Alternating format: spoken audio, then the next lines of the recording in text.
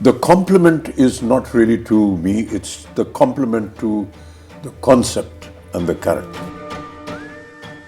Hello everybody, this is Amitabh Bachchan and I'm privileged to have Nag Ashwin here, the director of Kalki. Full privilege. And it's 8 o'clock in the morning here in Mumbai. And I've just come back at about 3 in the morning after seeing Kalki for the third time. And just cannot explain the wonder and the experience that all my friends, we watched the film again. And so I thought that there are many aspects of the film, Nagi, which a lot of people put questions to. And in my mind also, there is a lot that comes to me when I think about Kalki. Explain not just to me, but to the audience in general, how you thought of. When we spoke to Priyanka and Sapna, they said,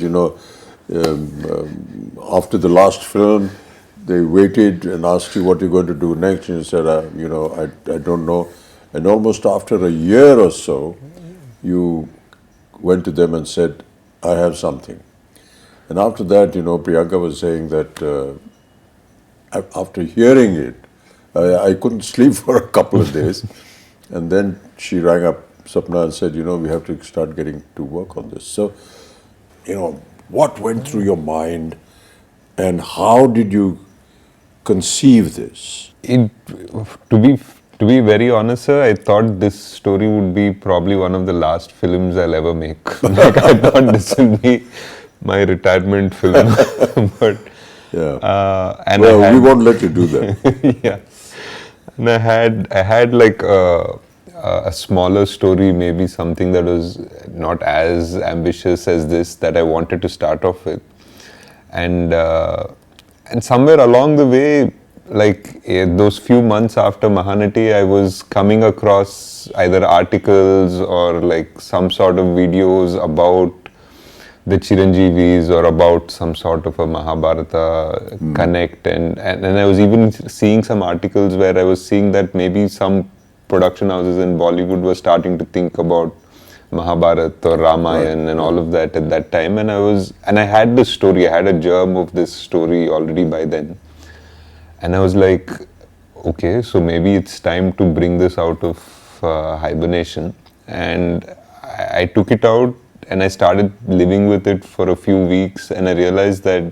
the energy that it would probably require to bring this to life and to bring it in front of people was something that I probably had now. And I don't think, to be honest, me, Swapna or Priyanka fully knew what we were getting into when we had that first narration.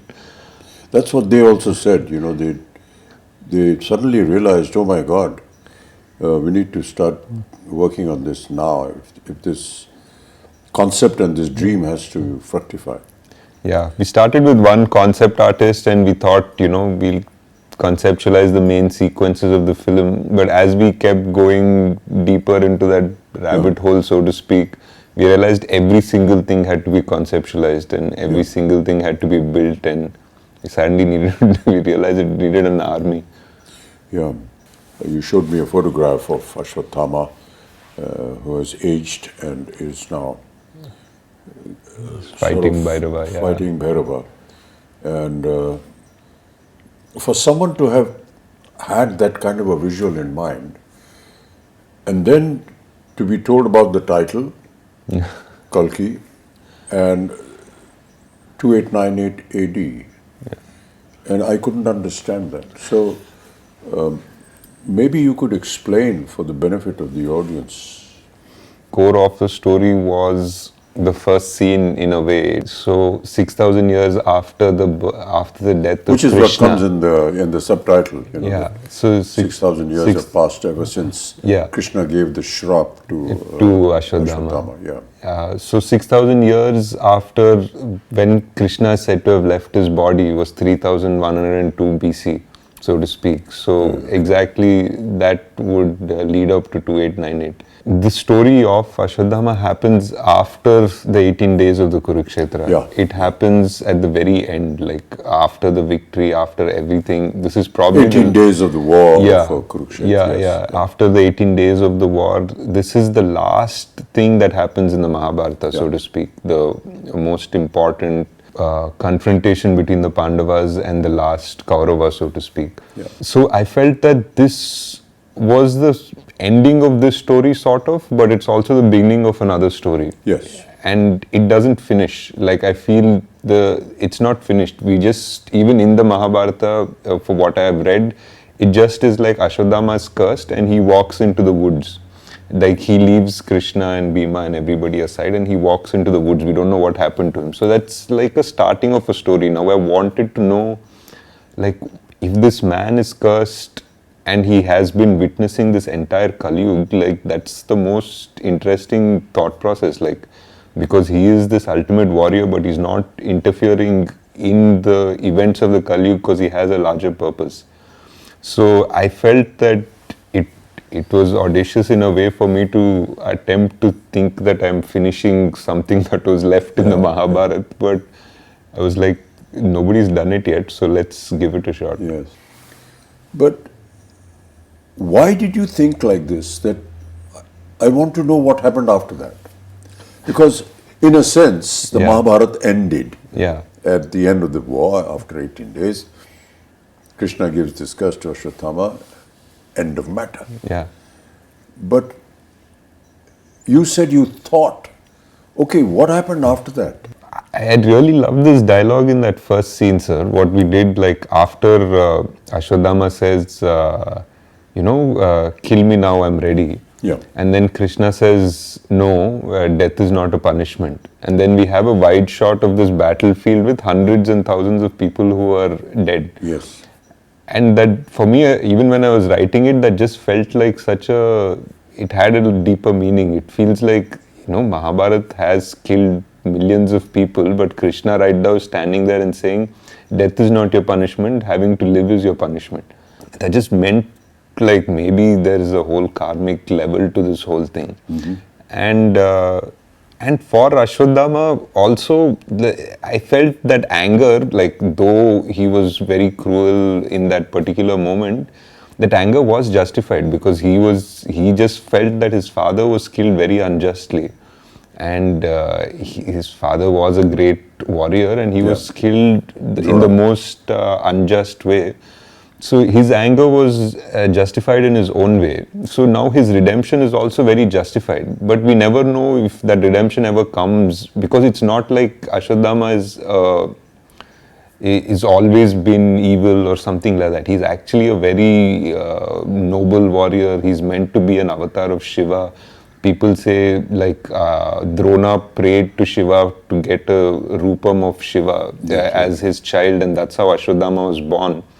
There's a beautiful, beautiful couple of pages in the Mahabharata that shows before Ashwadhama enters the Pandava camp to massacre the rest of the Pandava army. He sort of, Krishna had put out a barrier. He had put out, like, his magic in a way. He's put, like, the biggest celestial guardians around the camp, and he went back to the kingdom, and Ashwa came and he realized he can't cross those celestial guardians, and for that one time he became like a Rudra Roop, like he became Shiva. He entered one pyre and he came out like Shiva, and this Kripacharya watching this, and he became so scared, like he actually ran away from that scene because Ashwadhama was so terrible and so magnificent. So that character always intrigued me.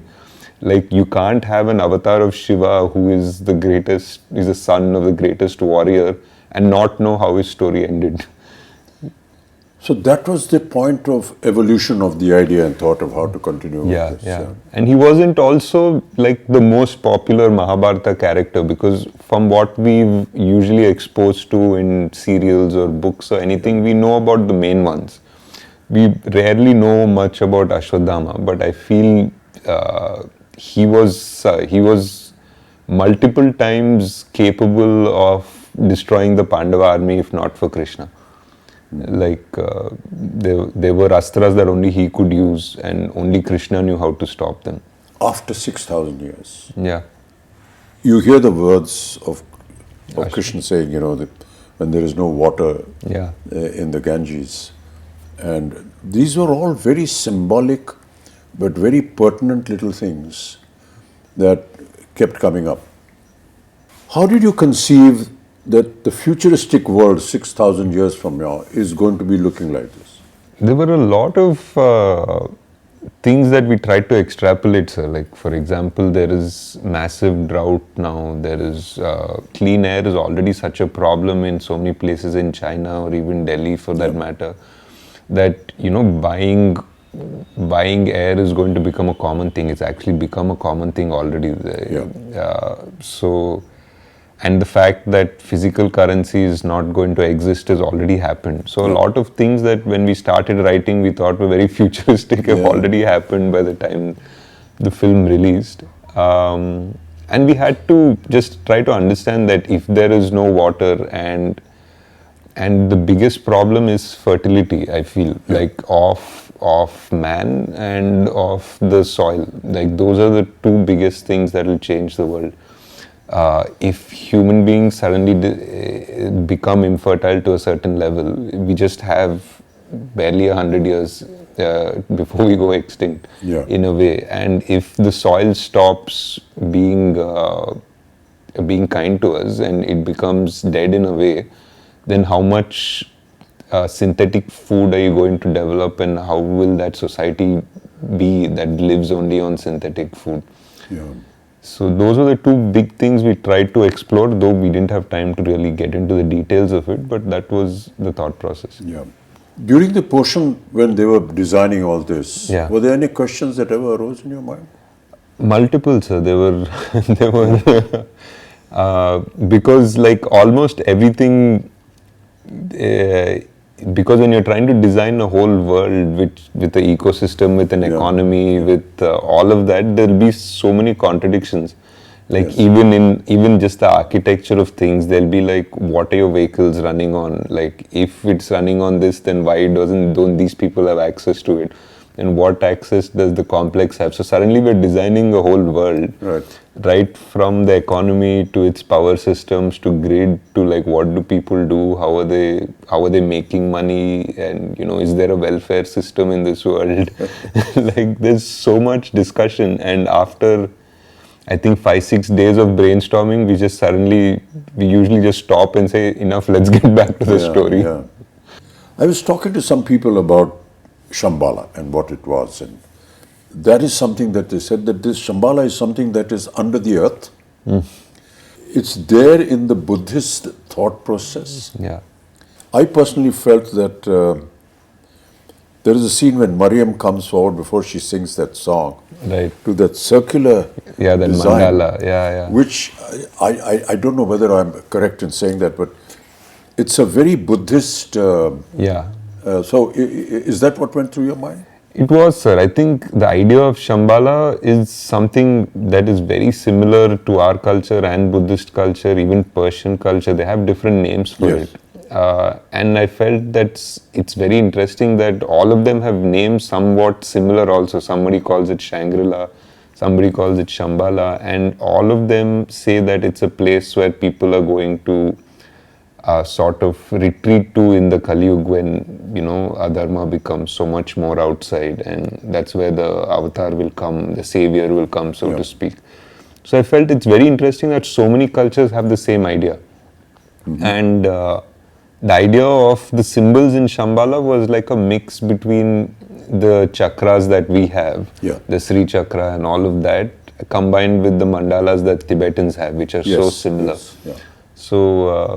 So that was that. We just wanted to find, I think in the production design discussions that we were having, we were always trying to see like how culture would be amalgamated in 6,000 years. It wouldn't be like sharp lines between cultures and traditions. Things would probably get merged a bit. But it's, it amazes me how one person's brain could have designed and thought of all these things. Couldn't have, sir. There was a production designer, Nitin Zihani. We had multiple meetings. We have a concept design team which is really good. They're from Jaipur, fully Indian, like Immortal Collective. We had an in-house storyboard artist, Venu. I mean, for a movie like this, I would say that we probably required a bigger team, but the team that we had was fully on board, and everyone was constantly ideating. I mean, I definitely had to okay the final aesthetic, and I would guide them and direct them the way it had to go. But if not for the concept designers and Nitin's brain also, this wouldn't have come out the way it has. Kamal, that day when we had a general, when we were talking to the rest of the cast, he said something very nice. Yeah. He said, a lot of the filmmakers come to me and they describe the story, and they give me very efficiently made Concept storyboards. Yeah. But the point is that his opinion was that how does this storyboard actually get into practice, and what is the reality of it? It's all right to make some drawings and come, but he said that when I saw this and when I heard Nagi, I thought, gosh, it's going to be another one of those storyboard things. But then Nagi showed me some visuals which he had shot, and I believed, and just went ahead with it. What was the idea of the complex? The idea of the complex was, it was like everything is there. It's beautiful. It feels like heaven. There's water. It feels like, animals are frolicking happily, and it's clean air and all of that. But there's something that feels unnatural about it as well. There's something that doesn't feel real, and it doesn't feel it belongs there. So it was that aspiration of man. I feel that when you go to the complex in the film, there is this idea that you need 1 million units to enter the complex in this world. That idea was like a creative idea of yours? Yeah, it was a creative idea. It was something to give a goal to Prabhas's character, and everybody in that world they basically were working around that goal. They wanted to make 1 million units to get into the complex. But my idea was that you can't make 1 million units by being straightforward. The complex wants you to backstab each other. The complex wants you to fight amongst each other to make that 1 million units, and they're just going to be at peace because these people are never going to unite. That is what is happening in Kalki, Yeah. This whole backstabbing and everything, everyone wants to grab and go on to the top, Correct. That famous story about all of us, we're all like cockroaches and we don't want to go up, and reach the top of the lid of the bottle where they're in. So you are catering to an audience, and there are many portions which I felt, as somebody who's been in the film industry, could understand that, okay, we are playing to the game. Yeah. This is Prabhas. For sure. This is a Telugu film. And Prabhas is Telugu. And you have to understand that he's massive, and he's godlike there. So many elements which a lot of people felt in the first half, because of its length and so on and so forth. At times they were not able to understand, or say, come on, let's get on with the story. But the fact is that it's like an intro to the hero of the film, but not just the hero of the film, but also the hero for the Telugu-speaking nation. And that is something that, people perhaps overlook, but we have to give it to them. At the same time, giving out to the audience, I've never lost a fight and I never will. Which are actually Krishna's words. And you've given it to Prabhas, to Bhairav. True. But the point is that for the common language that the Telugu nation that is gaga over Prabhas, it has it has an alternate meaning as Meaning well. also, yeah. And that is, those are the claptraps. Yeah. For It is, so yeah. it's. I just felt it was a wonderful amalgamation of playing to the gallery, yet not entirely submitting yourself to them. Yeah. It was a tricky line, sir, for Yes, sure. yeah, that's a very thin line. Yeah. I mean, I would love to go and sit in a theatre in Hyderabad and sit with this Telugu-speaking audience when they're seeing this, because they must be going wild They are, when sir, they when are. they see Prabhas saying this, and all the comic interludes that he has, and they had wonderful little snippets, that she comes out with, which are valid for the film, Yeah. yet extremely valid for the common man. I mean, They how were, did you think of that? like you're saying, it's a very thin line, sir. Like, there were a few things in his intro, for example. Yeah. Like, I think a new audience from Paris wouldn't make anything of it. Yeah. Because there's a hologram that is glitching.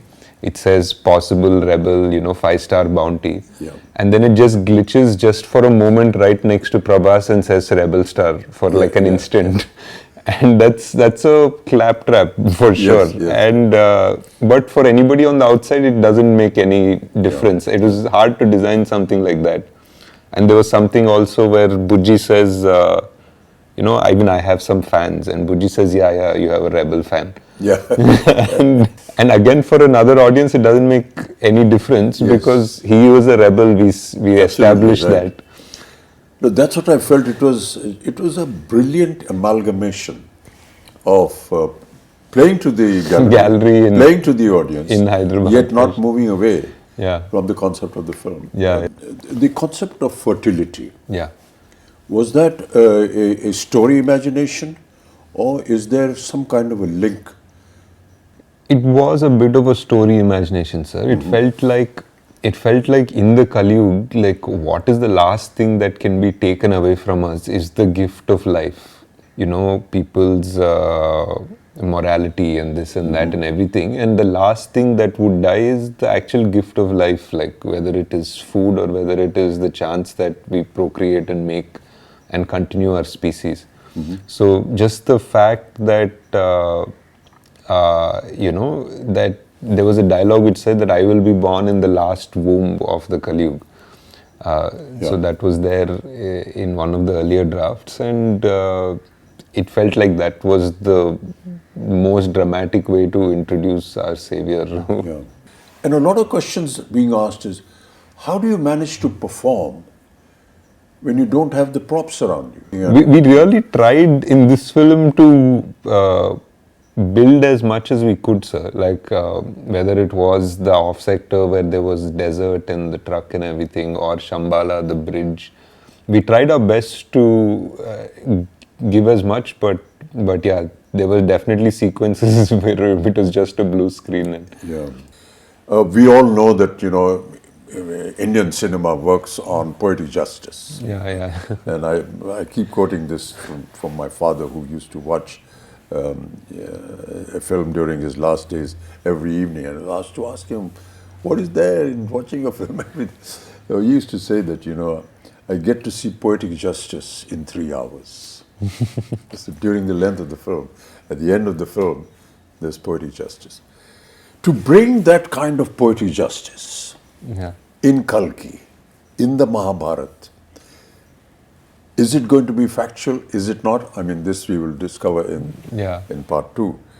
But did it ever cross your mind that, there has to be this aspect of poetic justice in the film? Definitely, sir. I think so. I think Ashwadhama's character itself is that idea of poetic justice. The way his character starts and the way it needs to finish. Yes. Yeah. There are many little things which, which were done and shown in the film. Yeah. But its essence was actually realized by the audience. Yeah. It's like Sumati's Agni Pariksha, in a sense. Yeah. Which was so beautifully done. Yeah. And we talk about Agni Pariksha, but we never visualized that it could be like this. Yeah. And you have the carrier of the next avatar go through this Agni Pariksha, which you show Sumati walking through this, ball of fire and nothing happens to her. Yeah. Whereas when the fighters go through it, they just burn up. Yeah. So, what was the thinking behind that? That is definitely one of my favorite sequences Yeah. in the film, because it also parallelly brings in all the three characters. Like it brings in It's a kind of a chastising of Sumati in a sense. yeah, in a way. And Ashwa realizes at the same time, Bhairava at the same time. And for me personally, it was the reference of the Krishna and Vasudeva walking through the river in the Dwapar Yuga, like as the river parts for them. It felt like in the Dwapar Yuga, the water element parted for God to give him safe passage. And for me here, it felt that the fire element parted for God to give him safe passage. Yeah. So that was my thought process. Yeah. I mean, there were so many challenges, even from the point of view of, say, the DOP or the cameraman and everything. Yeah. You have an 8-foot giant, Yeah. and you have the rest of the cast here. Yeah. And there were so many times when we took hours, because how do you light up a place where you're going to see both the characters together? Correct. So my lighting is going to be different, Yeah. and my whole atmosphere is going to be different. My concept of looking down to talking everyone, And everyone's look. and everyone there. looking up to talk to me, Yeah. and how we actually managed to do that. Yeah. You know, there were times when I was having this little stick poking out from behind me and saying, my face is not here, it's somewhere up there. Yeah. And it was quite amusing, but how wonderfully it all sort of It all merged came together. Like Yeah. how many times we had to do each shot 3 times or 4 Exactly, times. yes. Yeah. Even when I was writing, I always thought Kalki was 2 watches. Like it was a repeat watch. Like the first time you watch the film, you watch the film. And the second time you watch it with the perspective of having seen it again. So you see so many things that in a new perspective almost. Yes. In a way, it's almost a new film the second watch. Yeah. So I always felt it was a 2-watch movie at the least, and it's great because I think we went for the evening show, like all of us, to see it, and on the first day, and by the evening show there were people who already knew the dialogue, so they were already watching it the second time. Yeah, I finished seeing it for the 3rd time last night. I'd really like you to just kind of summarize the whole experience before we end up talking. Yeah. Because we could just carry on, you know. For a long time, yes, sir. I think for me, it was just, it was a dream definitely to put together this world and all of the influences and the stories that I've loved, and putting it together in a world in a coherent and an understandable and enjoyable way. And to see now today that that dream has come true and people are actually agreeing to watch such a film and love such a film and accept it. It's not just, I think, just for us as a team that's been working on it for 3 years, and the actors that have put in so much time to do it. It's not just a win for us, I feel. I feel it's a win for the industry in a way, because like producers, actors, directors, writers now have a validation that they can think differently. Yes. Now they have a validation that they can greenlight projects which probably wouldn't have, because now there's a Kalki. Now there's a Kalki, a producer will listen to a story that is a mytho or a fantasy or something, and an actor will be okay to greenlight a script. So I think we have moved forward in the right direction, and I'm very glad that Kalki was able to do something to have that change happen. Yeah. I just wanted to, I mean, we won't get a chance as often, so I just wanted to ask what in the scenes that you've done, like what were your favorite scenes in the film? Yeah. It's very difficult to pick one particular scene, you know, Nagi. Right. And I'm not just saying it because I'm a member of the cast and crew and it's our film, but quite honestly, you know, it's very difficult. Really, the purpose of talking to you, Nagi, was that. Yeah. That it's, yes, it is a film. Yes, it is make-believe. But it's make-believe. It's the belief that we want you to go and see, because it's been made with belief. And that belief is what is the strongest point that I feel in the film. And each time I see it, it's that belief. Yeah. I hope that, the audiences will go and see this film with the kind of interpretation that Nagi, the director, had, and his vision, and the way he has explained the many aspects of the story. It's a film that anybody will identify with, because it's, good over evil, and Yeah. Yeah. all our films are like that. Yeah. But to give it the depth and bring that mythological history, culture into the open and prove it, that is what was challenging for Nagi. And that is what I find. He has been able to find victory in that challenge. So, Now we wait anxiously for part two. for part 2. How is it all going to end? And so we look in great anticipation. Thank you, sir. Thank you. Thanks so much, Nagi. It's been wonderful talking to you. Yeah, sir, I know you don't like or appreciate this, but this is one of the few chances we have to thank you for all your patience. No, and, it's, and the whole country, sir, like whoever I speak to, Yeah. I know you've heard this already so many times, but it's just such a pleasure to see you in that avatar, in that role. Yeah. And so many people, I did a bunch of interviews yesterday, and everybody just said, thank you for giving us this Amitabh Bachchan. it's a a huge fan fallacy, thing. actually. I don't believe I know you don't like any of No, it, sir. it's not a case of liking. I just feel that the compliment is not really to me, it's the compliment to the concept and the character. Also, And that speaks volumes about the film. It's not a personal, okay, I like this star, Yeah. and he was good and he acted very well and so on and so forth. So Yes, sir. when they compliment a Prabhas or a Deepika and anyone else and Kamal, you're actually complimenting the concept of the director, Nagi, who was able to conceive and put together this story. It's all very well to go to an audience that's coming out of a theatre Yeah, and say, "Kaisi lagi film bhaiya?" So they said, "That's बहुत अच्छी film है." Yeah, उनको नहीं समझ में नहीं आया, ये नहीं हुआ. It's not that. I think that we need to catch some people the youngsters, and say, let's sit down and have a chat. And what did you actually see? What did you think of? What was going through your mind when you were watching all this? It would make a very interesting subject. And I'm going to catch Abhishek and Please do, sir. That would be Navya, great. my granddaughter, and have a chat with them, much like we've had here, Yeah. and ask them some very pertinent questions. Right. Thank you, Nagi. It's That'd be been a great, pleasure. sir. Yeah, Such thanks a so pleasure. much. Such a pleasure, sir. Thank you so much. That's the end of our very long, intricate conversation. And I hope that you enjoy the film when you see it. Thank you so much. Namaskar. Great, sir.